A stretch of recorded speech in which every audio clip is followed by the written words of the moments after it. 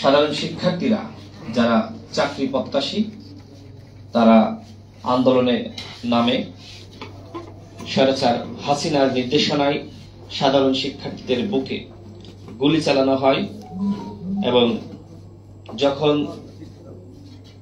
প্রায় ৩ শতাধিক শিক্ষার্থী শহীদ হন, এরপরে সাধারণ মানুষ, রাজনৈতিক কর্মী সহ সকল শ্রেণী পেশার মানুষ সেই আন্দোলনে সম্পৃক্ত হয়। তখন ৯ দফা দাবির কথা বলা হয়েছিল, যেখানে নিঃশর্তভাবে দায় স্বীকার করে হাসিনাকে ক্ষমা চাওয়ার আহ্বান করা হয়েছিল। হাসিনা ক্ষমা চাইবে না, মোটামুটি এটি পরিষ্কার ছিল। পরবর্তীতে এই আন্দোলন ১ দফায় রূপান্তরিত হয় ৯ দফা থেকে। আপনারা নিশ্চয়ই সামাজিক যোগাযোগ মাধ্যমে সেই শর্ট ভিডিও দেখেছেন যে কিভাবে ৯কে রক্ত দিয়ে ১ বানানো হয়, অর্থাৎ ওই ৯ দফা, ওই রক্ত বিসর্জন, শহীদ এবং পরবর্তীতে ১ দফা দাবি আন্দোলন। সেই আন্দোলনে এখানে যারা আছেন আপনারা অগ্রগণ্য ভূমিকা রেখেছেন। সেই আন্দোলনে সাংবাদিকরা তারা যেভাবে শিক্ষার্থীদেরকে নির্যাতন করা হয়েছে, নিপীড়ন করা হয়েছে, গুলি চালানো হয়েছে, সেই ভিডিও ধারণ করে এদেশের মানুষের কাছে তারা পৌঁছে দিয়েছিলেন। এবং যখন ইন্টারনেট বন্ধ করে দেওয়া হয়, সাংবাদিকরা কিন্তু সেই ভিডিওগুলো পরবর্তীতে যখন কিছুটা প্রকাশ করার সুযোগ পাই সেটি প্রকাশ করেছিলেন। অর্থাৎ আমি যেটি বোঝাচ্ছি সেটি হলো এই আন্দোলনে মানুষকে জাগ্রত করার জন্য, মানুষকে অনুপ্রাণিত করার জন্য, মানুষকে সঠিক তথ্য দেওয়ার জন্য যে কি হচ্ছে, কিভাবে আমার ভাইদেরকে নির্মমভাবে গুলি করে হত্যা করা হয়েছে, কিভাবে জখম করা হয়েছে, কিভাবে নারীদেরকে লাঞ্ছিত করা হয়েছে, সেগুলো মানুষের কাছে দৃশ্যমান করেছিল সাংবাদিকরা। অর্থাৎ এই গণ অভ্যুত্থানের অন্যতম অংশীদার সাংবাদিক, একই সাথে বাংলাদেশের আইনজীবী, শিল্পী গোষ্ঠী এবং মিডিয়া কর্মী যে যার জায়গা থেকে এই আন্দোলনে গুরুত্বপূর্ণ ভূমিকা রেখেছে। আমি জানি না আসলে ওই সময় বাসসের কি ভূমিকা ছিল, কারণ বাসস শুধু বাসস না, প্রত্যেকটা প্রতিষ্ঠান আওয়ামী লীগের প্রেতাত্মা হিসেবে কাজ করছিল। আওয়ামী লীগ যেভাবে যে প্রতিষ্ঠানটিকে চেয়েছে সেইভাবে তারা কাজ করেছে। প্রাইভেট যে মিডিয়া হাউস সেগুলো আওয়ামী লীগ দখল করে নিয়েছিল। প্রত্যেকটা সাংবিধানিক প্রতিষ্ঠানকে দলীয় প্রতিষ্ঠান বানিয়েছিল। এত কিছু করলো। ভারতের তত্ত্বাবধানে হাসিনা 15 বছর ধরে একটি সংসার সাজিয়েছিল, কিন্তু কি হলো?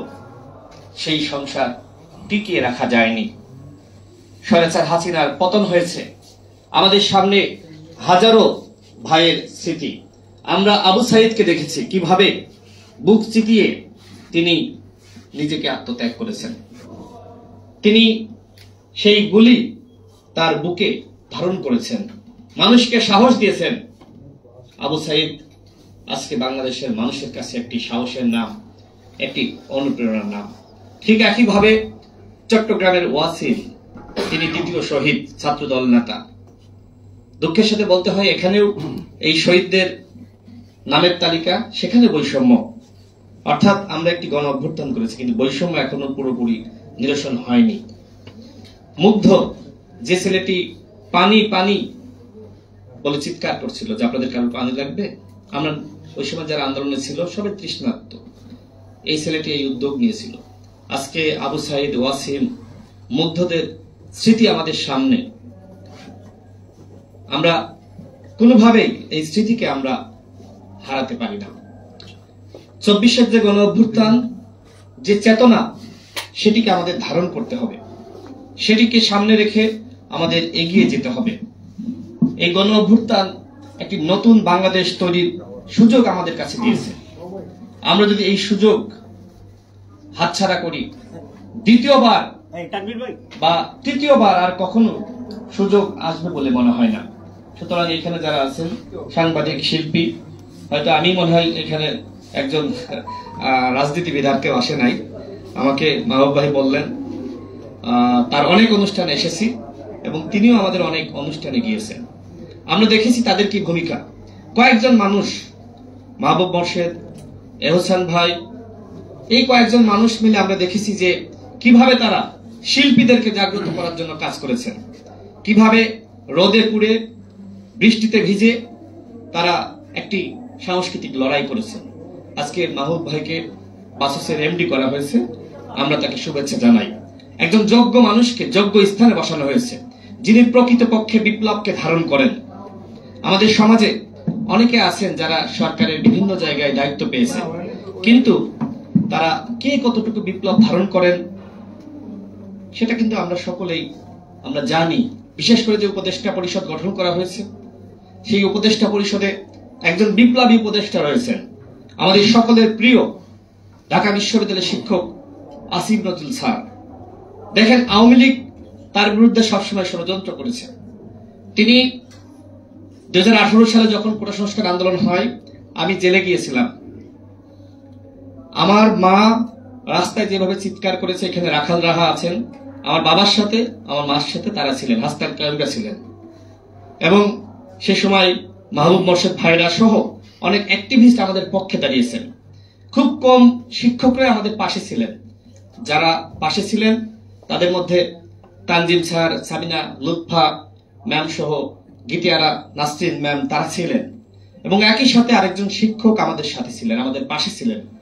ছাত্রলীগের সেই যারা নেতৃত্ব ছিল তাদের দ্বারা লাঞ্ছিত হয়েছেন। যাকে রাজাকারের বাচ্চা বলা হয়েছিল, সেই আসিফ নজরুল স্যার, তাকে নিয়ে এখন বিতর্ক সৃষ্টি করা হচ্ছে। তিনি দেখেন, এই যে অভ্যুত্থান, এই পুরোটা সময় যিনি রাজপথে ছিলেন, যিনি লড়াই করেছেন, ছাত্রদেরকে সাহস জুগিয়েছেন, ছাত্রদের হাতে হাত রেখে মিছিল করেছেন, তাকে নিয়ে বিতর্ক করছে। কোনো স্পষ্ট প্রমাণ নাই, তথ্য নাই, আজকে বিতর্ক শুরু হয়ে গেছে। আমি মনে করি মূলত আমাদের যে একতা, আমরা ঐক্যবদ্ধভাবে হাসিনার বিদায় ঘটিয়েছি, সেই একতা বিনষ্টের একটি চক্রান্ত, একটি ষড়যন্ত্র চলছে।